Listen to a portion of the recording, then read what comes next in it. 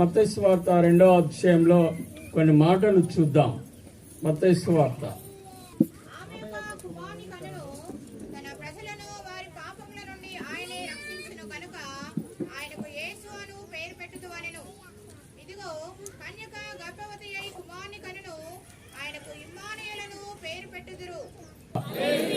ఇక్కడ మనం ఒక చక్కటి మాట మనం చూస్తున్నాం. ఇదిగో కన్యక గర్భవతి కుమారుని కనుక ఆయనకి ఇమ్మానుయేలు పేరు అని ప్రభు తన ప్రవక్త ద్వారా పలికిన మాట నెరవేరినట్లు ఇదంతయు జరిగెను. ఇమ్మానుయేలు పేరునకు భాషాంతరము దేవుడు మనకు తోడు అని అర్థము. హల్లెలూయా. నిర్గమకాండం 33:18 ఒక మాట చదవండి. నిర్గమకాండం 33:18 వచనం గట్టిగా చదవండి. అతడు దయచేసి నీ మహిమను నాకు చూపుమనగా ఆయన నా మంచితనమంతయు నీ ఎదుట కనపరచెదను యెహోవాను నామమును నీ ఎదుట ప్రకటించెదను నేను కరుణించు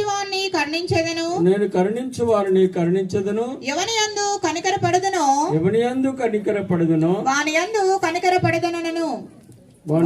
కనికరపడదనను మరియు ఆయన నీవు నా ముఖమును చూడజాలవు ఏ నరుడు చూసి బ్రతకడనెను. హల్లెలూయా. ఇంకా దాని కింద ఏమన్నా ఉందా సిస్టర్? మరియు ఏ నరుడును నన్ను చూచి బ్రతకడనెను. ఇంకా చదవండి.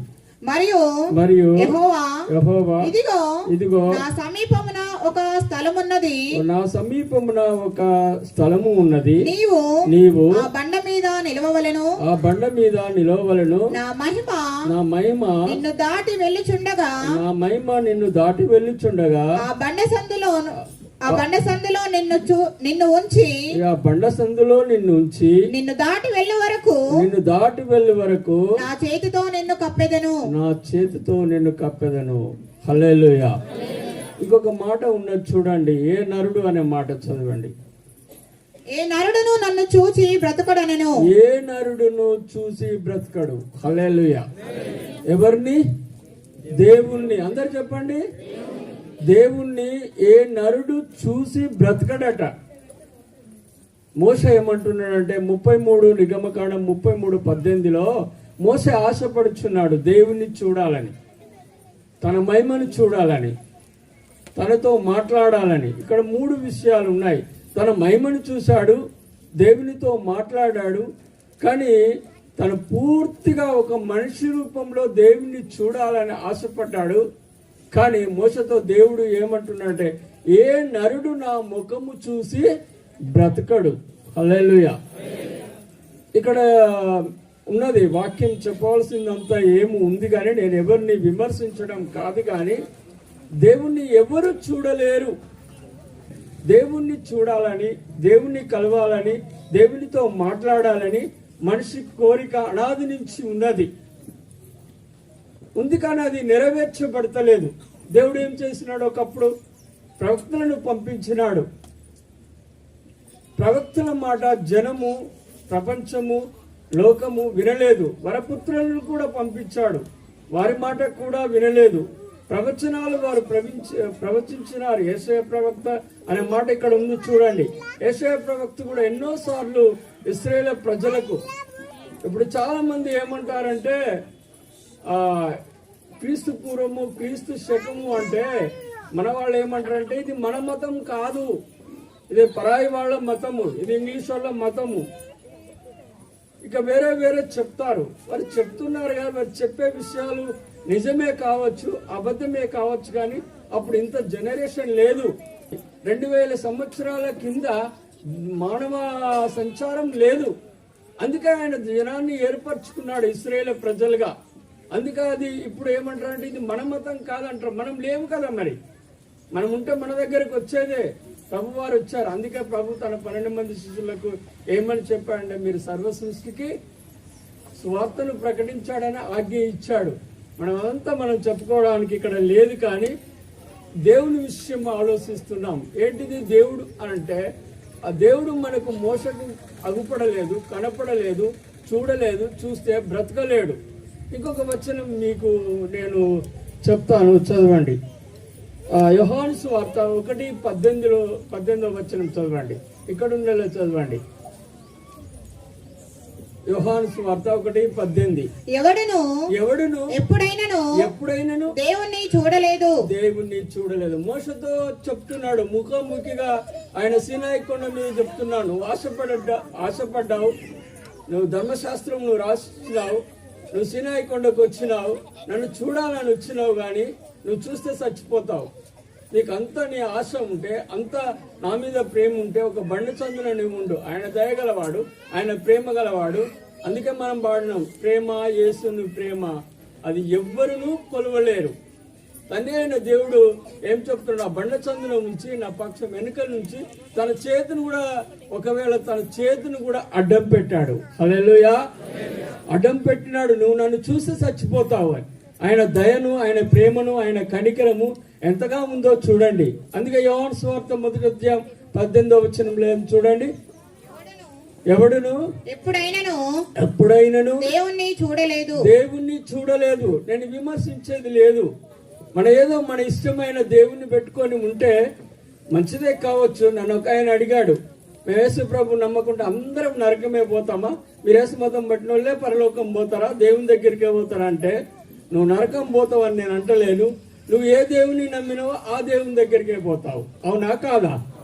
అవును. లోకమంతా ఏ దేవుని నమ్మారు, ఆ దేవుని దగ్గరికే పోతావు. నేనే దేవుని నమ్మాను, నా దేవుని దగ్గర పోతామని అంటే ఆయన ఏమంటాడంటే, నువ్వు దందత్వంగా మాట్లాడుతున్నావు అని అంటున్నాడు. మరి నేను చెప్పేది నువ్వు వినవు కదా, అది మతం అంటావు, ఏదో అంటావు. నీ మతము, నీ విశ్వాసము, నీ నమ్మకం, నువ్వు ఆరాధిస్తున్నా, నువ్వు కొడుతున్నా, నువ్వు చేస్తున్న దేవుడు నిన్ను అక్కడికి తీసుకుపోతాడు. అంటే అప్పుడు ఆయన ఏమన్నాడు, అయితే ఇది ఏదో ఉన్నది, నేను మొక్కేది సరిగా కాదు అని అన్నాడు. యథార్థవంతుడు. హల్లెలూయా. యథార్థవంతులు ఉన్నారు లోకంలో, ఆయన సరిగా అన్నాడు.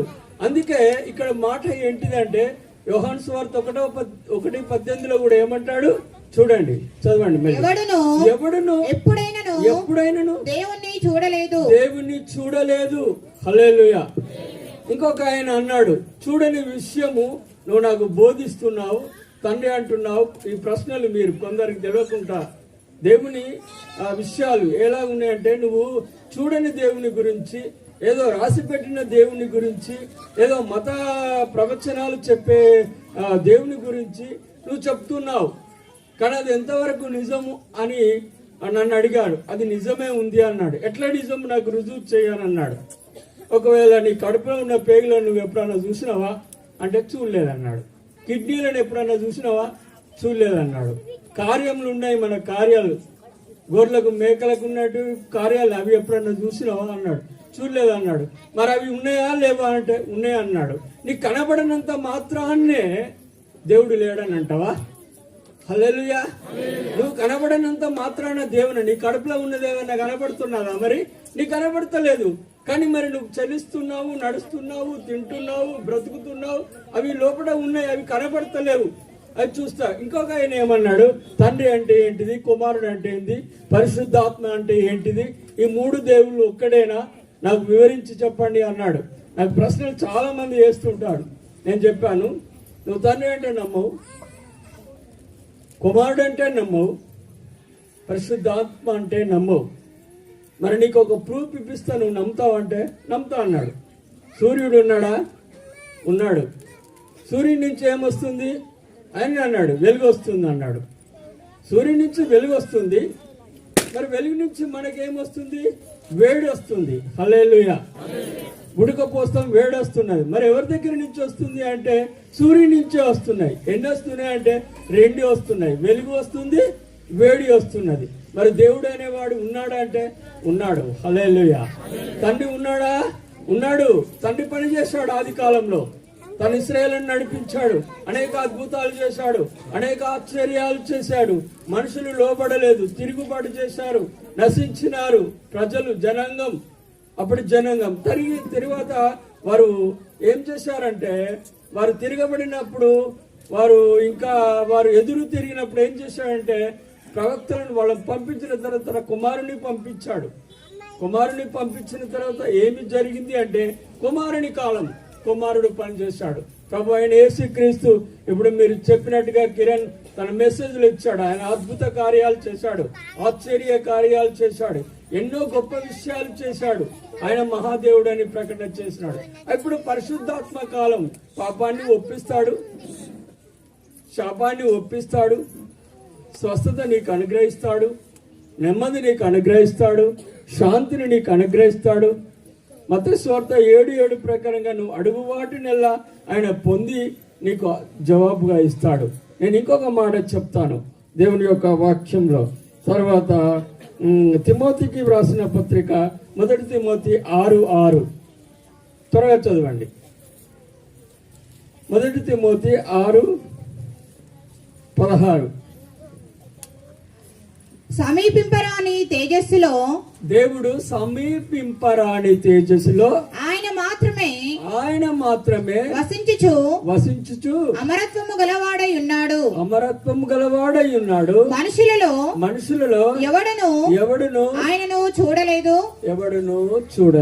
హల్లెలూయా, హల్లెలూయా. ఎవ్వరు కూడా, నేను ఇక్కడ నా టాపిక్ ఏంటంటే ఎవ్వరు కూడా దేవుని చూడలేదు. ఇక్కడ మన వాక్యంలో అయితే వసింప, సిస్టర్ మొదటి వచనం చదవండి. సమీపింపరాని తేజస్సు. మోషతో ఏమంటున్నాడు? నీ మహిమ నాకు చూపించు అనంటే చస్తామని చెప్పేశాడు. ఆ తేజస్సులో ఏమై ఉన్నాడు దేవుడు? అమరత్వము కలిగినటువంటి దేవుడు. కొలసి 1:15 చదవండి.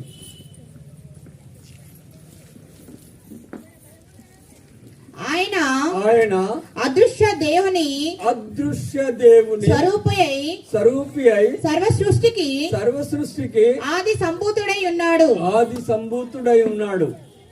చదవండి. ఏలయనగా ఆకాశమందున్నవన్నీయు భూమి అందున్నవన్నీయు దృశ్యమైనవి గాని అదృశ్యమైనవి గాని అవి సింహాసనములైనను ప్రభుత్వములైనను ప్రధానులైనను అధికారములైనను సర్వమును ఆయన యందు సృజించబడెను. హల్లెలూయా చెప్పండి. హల్లెలూయా. మీకెవరికైనా ఈ సమయంలో క్రిస్మస్ మెసేజ్ మీకు దేవుని గురించిన అవగాహన లేదా? అన్ని మార్గాలు ఒకటే అంటారు, దాన్ని మనం తప్పు పట్టుకున్నా. అన్ని తవ్వలు ఒకటే అంటారు. మరి కరీంనగర్ బస్ స్టాండ్కి వెళ్ళి నువ్వు వరంగల్ బస్ ఎక్కి హైదరాబాద్ పోవాలంటే పోవు. మరి ఎక్కడ ఏరుతావు? నువ్వు హైదరాబాద్ పోవాలనుకున్నావు, నువ్వు వరంగల్ బస్ ఎక్కు. హల్లెలూయా. పోతావా? గమ్యం చేరుతావా? అన్ని దేవుళ్ళు ఒకటే అంటావా? అన్ని మార్గాలను ఒకటే అంటావా? అది లోక సామెత. కానీ ఇక్కడ దేవుని విషయాల్లో చూస్తే చివరి మాట చదివి ముగిస్తాను. 1 పేతురు 1:19 అమూల్యమైన రక్తము చేత అనగా నిర్దోషమును నిష్కలంకమును గొర్రెపిల్ల వంటి క్రీస్తు రక్తము చేత విమోచించబడితిరని మీరు ఎరుగుదురు కదా. ఆయన జగత్తు పునాది వేయబడక మునిపే నియమింపబడెను గాని తను మృతులలో నుండి లేపి తనకు మహిమనిచ్చిన దేవుని ఎడల తన ద్వారా విశ్వాసులైన మీ నిమిత్తము కడవారి కాలమందు ఆయన ప్రత్యక్షపరచబడ్డాడు. హల్లెలూయా. ఎప్పుడు ప్రత్యక్షపరచబడలేదు? సమయము వచ్చినప్పుడు, తన కాలము వచ్చినప్పుడు. కొంతమంది అంటారు అది ఇంకా ముందే అయితే బాగుండు కదా అంటే మనం అనుకున్నట్టు మన గడియారంలో అది వేరు, దేవుని గడియారం వేరు. మన కాలం వేరు, దేవుని కాలం వేరు. మన సమయం వేరు, దేవుని సమయం వేరు. అందుకే దేవుడు ఎలాగ మనిషి అయినాడో ఈ చివరి మాట 1 పేతురు రాసిన పత్రికలో ఏముంది అంటే, ఆయన మనకు ప్రత్యక్షమైనాడు. ఎలాగ ప్రత్యక్షమైండో ఒక 2-3 నిమిషాలు చూసి ముగిస్తాం. మత్తయి సువార్త 2వ అధ్యాయం చూడండి, చివరి మాటలు. మత్తయి సువార్త 2వ అధ్యాయం చదవండి. రాజు అయిన హేరోదు దినముల యందు యూదయ దేశపు బెత్లెహేములో యేసు పుట్టిన పిమ్మట ఇదిగో తూర్పు దేశపు జ్ఞానులు యెరూషలేమునకు వచ్చి యూదుల రాజుగా పుట్టినవాడు ఎక్కడ ఉన్నాడు? తూర్పు దిక్కున మేము ఆయన నక్షత్రము చూచి ఆయనను పూజింపవచ్చితమని చెప్పిరి. హల్లెలూయా, హల్లెలూయా. వాళ్ళు జ్ఞానులుగా వచ్చారు ముగ్గురు.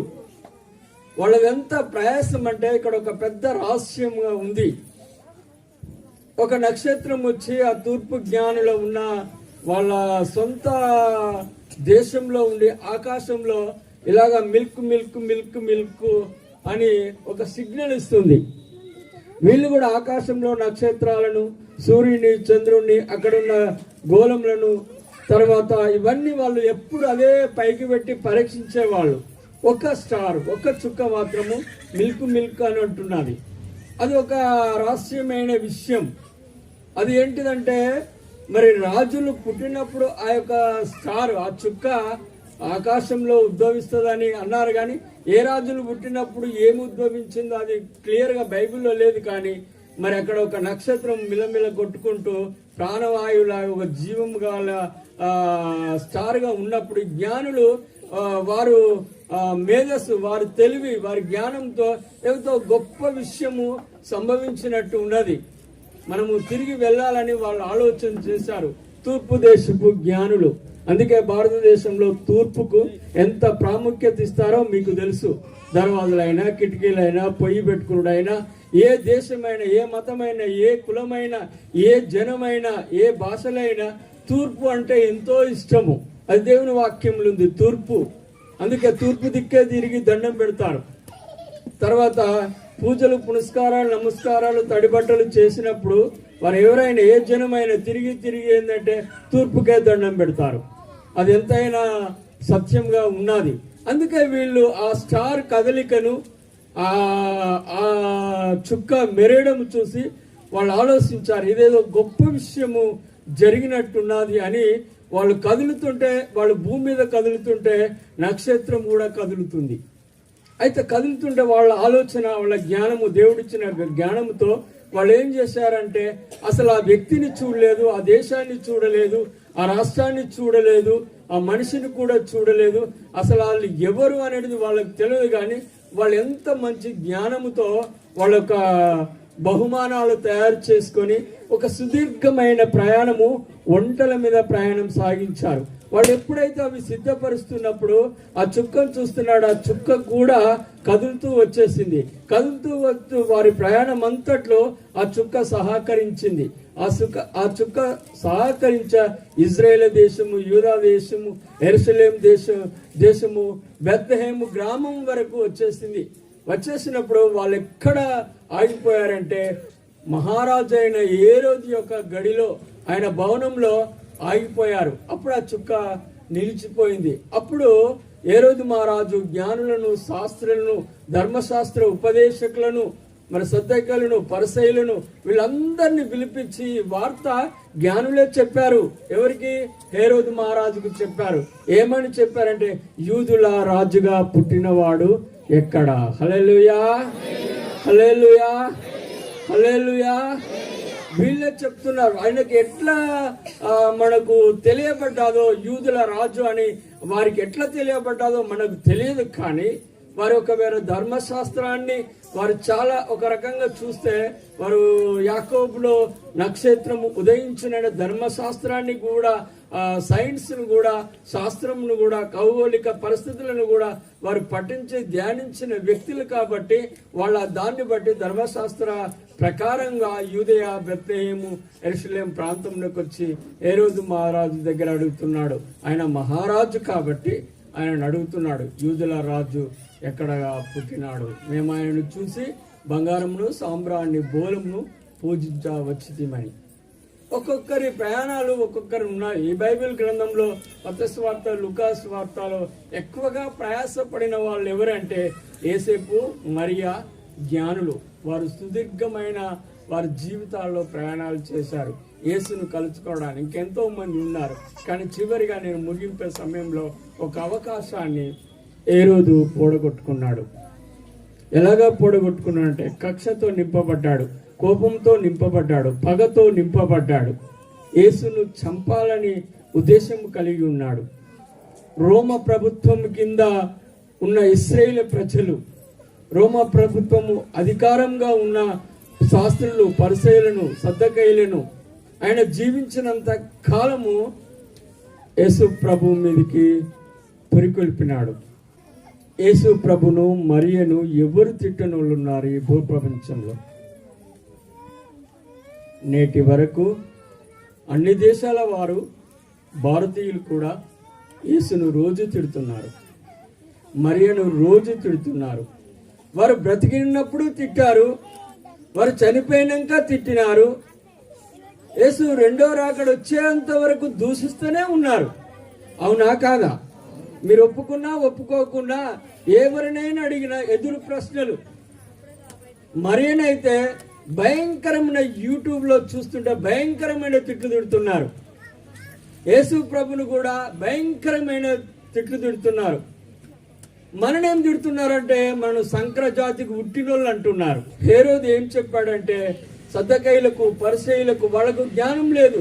యేసు ఎక్కడ పుడతాడనే వారు ధర్మశాస్త్రాలకు పొర్లిస్తుంటే, లేఖనాలను వాళ్ళు తిరిగేస్తుంటే, ధర్మశాస్త్రాన్ని తిరిగేస్తుంటే వాళ్ళకి ఏం అవుపడట్లేదు. అక్కడ శాస్త్రులు, పరిసయ్యులు, సద్దకాయలు చాలా మంది ఉన్నారు. ఈ హేరోదు మహారాజు ఉన్నాడు. వాళ్ళకి అది ఒక ప్రశ్నగా మిగిలింది. దేవుడు దాన్ని మరుగు చేయబడ్డారు. కానీ ఆ చుక్క హేరోదు భవనంలో ఆగిపోయిన తర్వాత తిరిగి జ్ఞానులు బయటికి వెళ్ళినప్పుడు వారంతా ఎక్కడికి వెళ్ళారంటే బెత్లెహేముకు వెళ్ళలేదు. బెత్లెహేముకు వెళ్ళే ఆపర్చునిటీ, బెత్లెహేముకు వెళ్ళే అవకాశము, పశువుల పాకలోనికి వెళ్ళే ఆ సమయం అంతా హేరోదు పొడగొట్టి వాళ్ళు ఇప్పుడు బంగారమును, సాంబ్రాణిని, బోలమును తీసుకొని నజరేతుకు వెళుతున్నారు జ్ఞానులు. ఆ ఇంటిలో నుండి అని అంటారు. ఆ మరియను చూసి ఆయనకు మొక్కి ఆయనకు సాగిలపడి ఆయనను పూజించినారు. ఈవేళ మరి నేను చెప్పవలసింది, క్రైస్తవులుగా జీవిస్తూ, విశ్వాసులుగా జీవిస్తూ, ఒక సాటి వ్యక్తి, ఒక క్యాన్సర్ రోగికి సహాయము లేక తను బాగుపడ్డాడు, మంచిగా అయినాడు. తన డాక్టర్కు 15,000 అంటే 25,000 ఇస్తానన్నాడు. వాడు షాపింగ్కి వెళ్ళారు, బంగారం కొనుక్కున్నారు, బట్టలు కొనుక్కున్నారు, సంతోషంగా అన్ని చేశారు. కానీ ఒక వ్యక్తి వచ్చాడు, పేద వ్యక్తి వచ్చాడు, నా కుటుంబంలో ఇలాంటి క్యాన్సర్ రోగం ఉంది, ఏదైనా ఉంది, నాకు సహాయం చేయమంటే నేను చేయలేను అన్నాడు. అంటే మన క్రైస్తవులుగా, విశ్వాసులుగా, దేవుని బిడ్డలుగా ఉండి మనం సహాయం చేసే ధనవంతులమంతా కాదు, కానీ మన నుంచి ఏ సహాయము ఎవరికి చేసే అంత శక్తిహీనులమా, భక్తిహీనులమా, శక్తిహీనులమా? మనం పెట్టాలి అని ఒక మంచి మనం వండుకున్న అన్నము వ్యర్థం కాకుండా మనము అన్నమును వాళ్ళు ఆసక్తికరంగా తినే వాళ్ళు ఎవరైనా ఉంటే వెతికి పెట్టాలి. హల్లెలూయా. వెతికి 4 అడుగులు కంపౌండ్ లోనికి వెళ్ళి గేటుకు తీసి ఎక్కడైనా చూసి వీళ్ళు ఏ కొరతలో ఉన్నది అది చేయాలి. మీరు ప్రతిరోజు చేయాలని. మేము ధనవంతులం కాదు, మేము ఉన్నోళ్ళం కాదు, మేము పెట్టేటోళ్ళం కాదు, నువ్వే వెతుక్కోవాలి. హల్లెలూయా. నీకు దేవుని మనసు ఉంటే నువ్వు వెతుక్కొని చేయాలి. వాళ్ళు వచ్చి నిన్ను వెతుక్కోరు, నీ గేటు ముందట ఉండరు. అందుకే ఇక్కడ దేవుని వాక్యంలో చివరి మాట ఏంటంటే, ఒక మంచి అవకాశాన్ని హేరోదు రాజు పోడగొట్టుకున్నాడు. హల్లెలూయా. క్రూరత్వాన్ని చూశాడు. చరిత్రలో ఏముందంటే ఏ రోజు రాజు ప్రతిరోజు రక్తాన్ని చూడాలన్నట. హల్లెలూయా. ఏ రోజు రాజు బ్రతికినంత కాలము రోజు ఏం చూడాలి? ఆయన కళ్ళతో రక్తం చూడాలి. ఒక రక్తపాతము, భయంకరమైన రక్తపాతము చూశాడు. ఎవరిది చూశాడంటే మన కింది మర్రేస్తుంటే తిప్పుతుంటే 2 సంవత్సరాలు మొదలుకొని ఆలోపు లేక పైలోపు పిల్లలందరిని ఏం చేశాడు? చంపించాడు. హల్లెలూయా. ఎంత రక్తం తాగుతావో తాగు, ఎంత రక్తము తొక్కుతావో తొక్కు. క్రైస్తవులు అంటూ అన్ని అబద్ధాలు చెప్తూ మోసాలు చేస్తూ కుటుంబాలు నెమ్మది లేక నువ్వే బురద అంటించుకున్నావంటే ఇంట్లో అందరికీ బురద అంటించుకోడు, చనిపోయే వరకు శాంతి సమాధానము లేక ఉండడం, లోకాన్ని అంతా కుటుంబంలో పెట్టడం, మంచి మనుషులను చెడ్డ మనుషులుగా మార్చడం. నీ జీవితం అంతం ఏమైపోతుంది తెలుసా? ఆ అంతం గురించి ఒక్క మాట చెప్తా. హేరోదు మహారాజు పురుగుల పడి చనిపోయాడు. హల్లెలూయా. ఎట్లా చనిపోయాడు? నోరుతో అనకండి, నేనే అంట. పురుగుల పడి చనిపోయాడు. హల్లెలూయా. యోహాను తల కొట్టించాడు. హల్లెలూయా. భార్య మాట విన్నాడు. మూడు విషయాలు ఉన్నాయి ఇక్కడ. హేరోదు తన పర్సనల్గా ఉన్న వ్యక్తి మాట వినడట. ఏ రోజు ఎవరి మాట వింటాడు? తన భార్యనే మాటనే వింటాడు. ఏ రోజు బిడ్డ సొలొమోను ఎవరి మాట వింటాది? తన తల్లి మాటే వింటాది. ఏ రోజు బిడ్డ హెరోదియా మాటనే, భార్య మాటే వింటాడు. చివరికి అన్యము పుణ్యము తెలియని ఒక వరపుత్రుణ్ణి ఎంత మంచి కోరిక కోరింది చూడండి. యోహాను తలగొట్టించి బంగారు పళ్ళెంలో తీసుకొని వస్తే నా కళ్ళతో చూస్తానని చెప్పాది. కళ్ళతో చూసినాక ఏమైంది? ఈ డ్యాన్ చేసిన పిల్ల ఎవరు అంటే హేరోదియా. హేరోదియా మరణం ఎలాగైంది తెలుసా? చరిత్ర లోపట ఒక నది దాటుతూ రథం మీద వెళుతూ కింద పడిపోయింది హేరోదియా. ఆ మంచులో ఆమె భూమి అనుకుంది. ఆ మంచు ఇట్లా తెల్లగా ఉంది, అందులో పడిపోయింది. పడిపోయినప్పుడు బాగా ఉంది, కానీ అక్కడ ఒక రంధ్రం ఏర్పడితే ఆ రంధ్రంలోనికి మంచు రంధ్రంలో ఇరుక్కపోయి ఈ తలబట్టకు లోపల చల్లటి నీళ్లతో ఉండు ఆ మంచు ఆ రంధ్రంలో ఈ తల ఇరుక్కపోయి ఆ మంచు అంతా ఈ తలను కోసేసి మొండము పడి శవము లోపలికి పోయింది. నువ్వు అందుకే దేవుని వాక్యం, ఓ మనుషుడా నువ్వు ఏమి విత్తుతావో ఆ పంటనే కోయిదావు. వయసు ఉన్నదని, రక్తం ఉన్నదని, పెరిగినవని, ఎత్తు చిత్తు ఉన్నదని, ధనము ఉన్నదని, అంభావం ఉన్నదని నాదే చావుతాను నువ్వు విర్రవీగితే ఒకరోజు నువ్వు ఖచ్చితంగా పతనం అవుతావు. హల్లెలూయా. అన్యము పుణ్యము తెలియని వరపుత్రుని దైవానికి సమూహమైన యేసు ప్రభుతో సమానమైన యోహాను తల కుట్టించి ఒక కారాగృహంలో ఉంచిన హేరోదియా మంచిది చెడును ఆలోచించకుండా, హేరోదియా తల్లి కూడా హేరోదియా ఆలోచించకుండా, బిడ్డ సలోమి ఆలోచించకుండా, హేరోదు ఆలోచించకుండా ఏమైపోయాడంటే ఇంకా సలోమి తల యోహాను తల ఎలాగ నరికేశాడో మంచు కత్తితో నరికినట్టుంటా అది కోసుకపోతూ రక్తం కారుతూ భరించలేక చివరికి విలవిల కొట్టుకొని ప్రాణము విడిచిపోయింది. హల్లెలూయా. క్రైస్తవుడైనా, హిందువుడైనా, ముస్లిండైనా నువ్వు ఏ పంట ఏ విత్తనము పెడతావో ఆ విత్తనమే, నువ్వు ఏది విత్తుతావో ఆ పంటనే కోస్తావు. ఆముదపు గింజలు పెట్టి లేకుంటే కంది గింజలు కొయ్యాలంటే కంది విత్తనాలు తీసుకోవాలంటే వస్తాయా? బీరకాయ పెట్టి అనగపకాయ రావాలంటే వస్తాయా? ఖచ్చితంగా చివరి ముగింపులో నువ్వు ఏమి విత్తుతావో అదే. నువ్వు అబద్ధాలు ఆడుకుంటూ మనుషులను మోసం చేస్తావో, నీ కొడుకు అబద్ధాలు ఆడతాడు, నీ బిడ్డ అబద్ధాలు ఆడుతుంది, నువ్వు మోసపోతావు, నీ కుటుంబం మోసపోతావు, నీ గతి అంతా క్షీణించే విధానం అయిపోతుంది. హల్లెలూయా. నూతన సంవత్సరం అబద్ధాలు మరవండి, మోసపు మాటలు మరవండి, మనుషులు పగజేసే ఉద్దేశం మానండి, ఐక్యత కుటుంబాల్లో మార్చండి. ఎవరిదో తీసుకొచ్చి ఇంట్లో పెట్టి కుటుంబానికి అంత రుద్దకండి. చివరికి యేసును కోల్పోయాడు. హల్లెలూయా. యేసును కోల్పోయి తన జీవితాన్ని అంతం చేసుకున్నాడు. కిడ్స్లో ఉన్న ప్రకారంగా దేవుడు చేసిన మేలు మనం మర్చిపోకుండా, దేవుడు హెచ్చరించిన, దేవుడు ప్రేమమయుడు, దేవుడు కరుణామయుడు, దేవుడు దయామయుడు, క్షమిస్తాడు అంటే క్షమిస్తాడు కావచ్చు, కానీ బహుమానాలు నీకేమీ పరలోకంలో ఉండవు. హల్లెలూయా. బహుమానములు నీకు ఉన్నాయి. ఇక్కడ ఎంత ఉంటుందో అక్కడ అంతే ఉంటుంది. హల్లెలూయా. ఇక్కడ ఎంత ఉంటుందో అక్కడ ఎంత ఉన్నది. ఇక్కడ ఏ కొలత కొలుస్తావో అక్కడ కూడా గదే కొలుస్తావు. అక్కడ కొత్త కొలతలు కొలవరు. నీకు కొత్త విధానంలో ఈ భూలోకంలో ఉంటుంది, కానీ అక్కడ ఉండదు. ధనవంతుని లాజరు విషయం ఏమైంది? ధనవంతుడు ఉదారంగు వస్త్రాలు ధరించాడు, ప్రతిదినం సుఖపడ్డాడు, భూలోకంలో ఎంతో బాగున్నాడు. కానీ పరలోకంలో ఏమున్నాడు? లాజరు ఉన్నాడు. మీరు పోల్చుకోవాలి విశ్వాసులుగా, క్రైస్తవ. లాజరు బ్రతికెట్లా ఉంది? ఎవరి అంతస్తు అక్కడ అదే ఉంది. నువ్వేమి విత్తుతావు ఇక్కడ అదే పంటను నువ్వు కోస్తావు. జాగ్రత్త.